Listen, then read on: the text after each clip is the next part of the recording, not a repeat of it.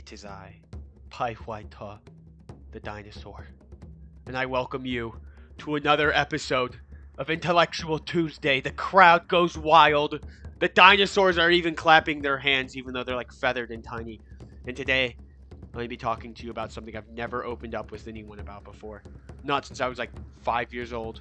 Today, we're going on an intellectual trip to my top 10 favorite dinosaurs. I know, you're probably going crazy over there. I don't blame you.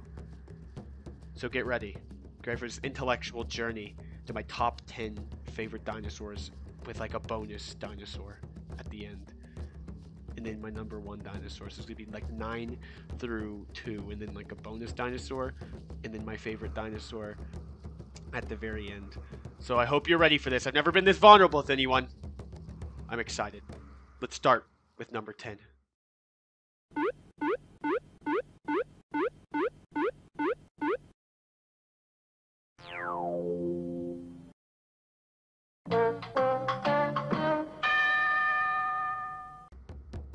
Number 10 is my 10th favorite dinosaur. This is my 10th. This one's called the Monolophosaurus because it has one loaf on its head. There's a spoiler for what's coming up ahead because there's another dinosaur with like a loaf that I like, and that's not number 10. But this is number 10, the Monolophosaurus. It's scary. Look at this. Is like if it were to like come for you. It looks like, no, it doesn't look like that. It looks like this when it comes for you and it eats you. And it's terrifying. So then it has a cool loaf. So this is what it looks like if it's next to you. So pretty scary, I think. So yes, that is number 10. This is what one looks like in the wild. I took this photo. It was scary. I lived though, don't worry. Okay, now time for number 9. Number 9. That's it. Number 9. When I think of my 9th favorite dinosaur, you know what I think of? You're right. I think of the Velociraptor, my 9th favorite dinosaur. Did you know that Velociraptors were feathered? I bet you didn't. Well, now you know. Velociraptors, they had feathers, just like this little guy who says win me. So yes, Velociraptors are very cool. I think that they're smart. They're feathered bipeds, so they don't meet Plato's description for a human being, but they do get close. All they would have to do is lose the feathers. And then they would be humans, according to Plato. So that's cool, and they're very smart and very agile and fast, and look at their snoot, their little snout. But I have other reasons for liking them, like this one kind of looks like one of my friends in real life. You know who you are, thanks for supporting the channel, but it does look like you. But also because they scream like this. Ah! That's what they sound like right there. And look at this, they have eggs, like Red Robin. But they're like kind of like a copperish white cream that lays blue eggs, so that is cool.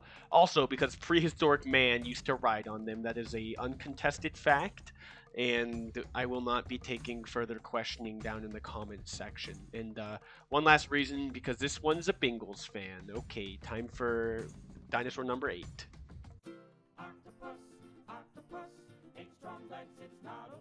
My 8th favorite dinosaur is without a doubt the Ankylosaurus. I like them because of their teamwork. Look, there's 2 Ankylosauruses defending the baby Ankylosaurus against the mini dinosaur.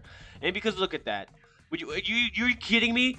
I would be intimidated as all get out. If that thing started like screeching at me with its like whip tail, I'd be like, hey man, you'd be like, whoop-ah! And like smack me. And that'd be terrible. And I just wouldn't want to be a friend. Nope, not happening. This is a type of ankylosaur I like, even though they're terrifying. Though they can be not terrifying, like this one. This one is not terrifying.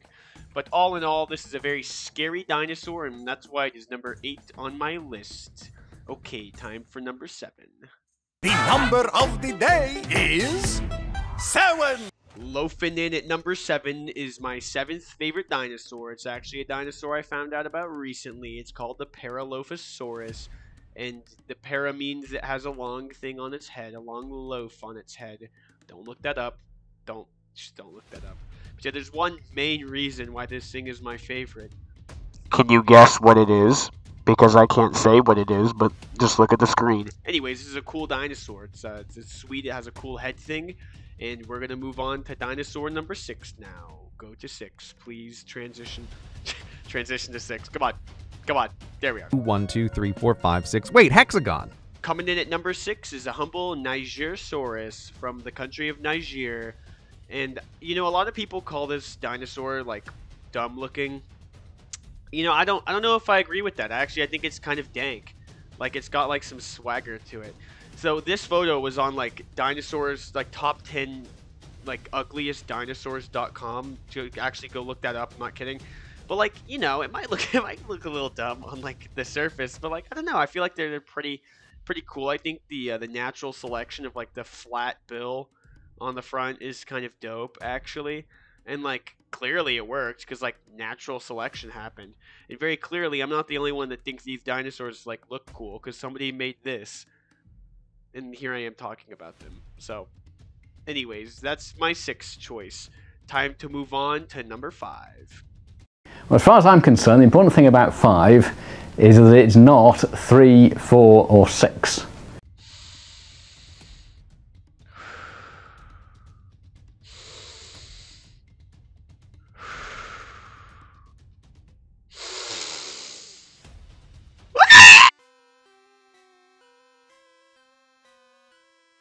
Number 4 is the plesiosaur. Need I say more? Okay, I will say a little bit more because I actually really like this dinosaur. It's like the Loch Ness Monster, but like a dinosaur, and it's cool because, like, how many swimming dinosaurs do you get, like, on your average daily basis? The answer is, like, 0, except for the plesiosaur. Alright, number 3. This is my 3rd favorite dinosaur. It's called the Corythosaurus. Corythosaurus?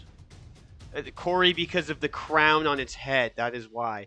You see, that's actually a bony protrusion, much like the Parasaurolophus and the Monosaurolophus.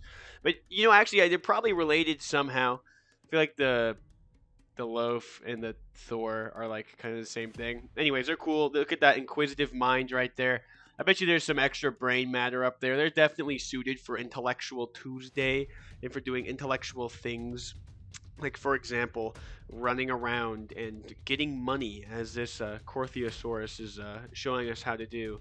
So overall, I think they're cool. I also found one at work. Like, there's like a little dinosaur at work, so that was cool. So that's why I like these guys. And what's up? Look at their faces. Look at their faces. Oh, they're so funny. Okay, let's go to number 2 now. This is getting out of hand. Now there are 2 of them. Number 2, the pterodactyl. Growing up, this one always had a special place in my heart because my last name, both in Chinese and in English, starts with a P. Pi, and then my other one, P. So whenever I'd be, like, on the phone with people and they'd ask me how to, like, spell my name, I'd say, like, P as in pterodactyl. Anyways, so yeah, I've always thought they're cool as well. Like, they're unique, you know. You've got, like, a flying reptile that has, like, a cool head thing, like the Parasaurolophus. Paralophosaur. This is a pterodactyl time. I don't care about that other one. So look at that. That's cool. They fly. They have, like, big wings. I've always thought that was, like, sweet. Like, their wingspan's, like, impressive. And, like, I mean, they also kind of look funny. But I do like them. You know, they're just, I don't know, they're just somewhere near and dear to my heart. Like, it's a cool dinosaur. And you can't tell me that, like, a flying lizard is not cool. And this flying lizard, even if it may have had feathers, is awesome. Like, sweet. So, yeah, very solid number 2. Definitely an S tier dinosaur. All right, speaking of S tier, let's do our special dinosaur now. Haha.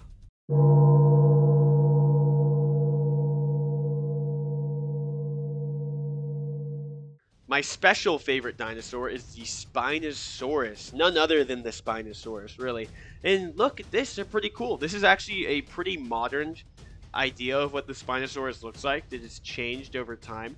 But yeah, we think it might have stood on 2 legs and swam around pretty fast. Look at that. Hey, pretty cool guy. Look at that. Hey, he's like smiling for the camera. How nice. So, our idea of a Spinosaurus has changed over time for a very specific reason. And that's the fact that World War II happened. And in World War II, there was a bombing of a German museum that had the only complete Spinosaurus skeleton. And it destroyed it. And so now we don't know what this Spinosaurus looked like, and that sucks. Obviously, you lose a lot of important things like, you know, people in war, but there's other side effects of war that people don't think about, and things like losing the only Spinosaurus skeleton ever that's complete is definitely on that list of things that you lose in war and you probably don't think a lot about. So war is horrible. You didn't come to an Intellectual Tuesday video and not get intellected. There's your intellectualness of this meme of a video. And without further ado, let's get into our #1 favorite dinosaur. Oh boy, 11 minutes and 20 something seconds have led up to this. What's it gonna be? What's it gonna be? And for my #1 favorite dinosaur, it's this clamshell fossil that I found in Weatherford, Texas. Pretty cool, isn't it? Hey, yeah, look at that. Sweet, little fossil guy, hey. Look there, little clam. Maybe that's where his little pearl was. Who knows? You can't be mad at me. This is my video. I get to do what I want. This guy's pretty cool. Sweet.